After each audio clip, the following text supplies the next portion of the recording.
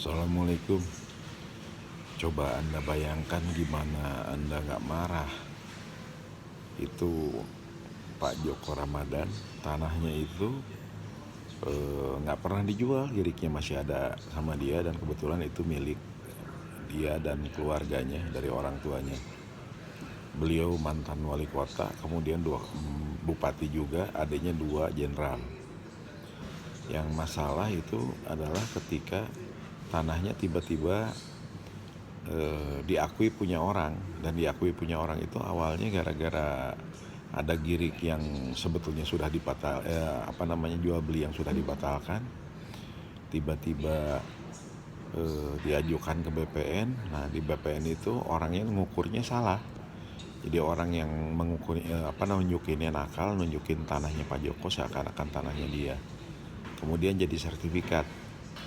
Dan sekarang sampai di pengadilan kesana kemari, Pak Joko masih belum bisa dapat kembali tanahnya. Konyol ini, tapi ya harus diperjuangkan. Kemudian Robert Sujatmine itu belinya dari lelang negara.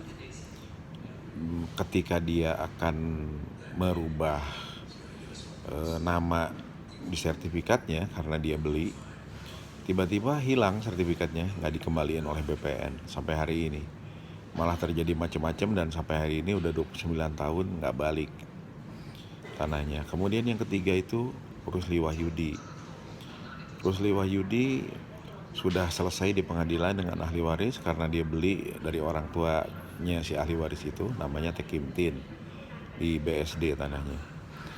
Nah, tiba-tiba muncul gugatan ke dia yang dia juga nggak ngerti gimana caranya, sehingga repot. Dan setelah 25 tahun terbongkar bahwa giriknya hilang di kelurahan, kemudian juga di kecamatan tidak ada transaksi jual beli, dan itu dibuktikannya oleh majelis hakim di KIP pada sidang setempat. Cuman tetap dipersulit. Dan yang luar biasa itu ketika diakui sendiri oleh BPN bahwa ketika itu Rusli Wahyudi yang berhak pada tahun 94, tiba-tiba keluar SHGB. Ini juga ajaib. Nah, 3 soal ini termasuk soalnya Bu Ani, di mana terbuktikan ada gambar melayang di atas tanah yang sertifikat hak milik. Dan Bu Ani sekarang udah 10 tahun tetap aja sulit, repot kesana kemari gak selesai. Seharusnya BPN itu melihat surat keputusan di mana SK yang mengeluarkan SHGB maupun SHM yang gak benar itu dievaluasi oleh mereka sendiri. Jadi jangan nyalahin orang, jangan nyari orang, tapi mereka bereskan.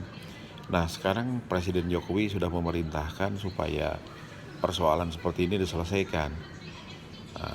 Semoga Pak Sofyan Djalil peka lihat bahwa persoalan-persoalan ini kesana kemari itu awalnya banyak yang dari tempatnya di BPN itu gitu. Jadi jangan seakan-akan ke pengadilan itu selesai persoalannya, karena itu sebetulnya masyarakat mulai sadar itu lempar bola dan produk BPN-nya itu legal. Akibat legal, maka pengadilan akan melihatnya sebagai suatu yang sah, apalagi didukung oleh ahli-ahli dari BPN yang menyatakan itu sah. Mereka lupa bahwa mereka itu ofisernya negara, dibayar negara, nggak boleh nyusahin rakyat.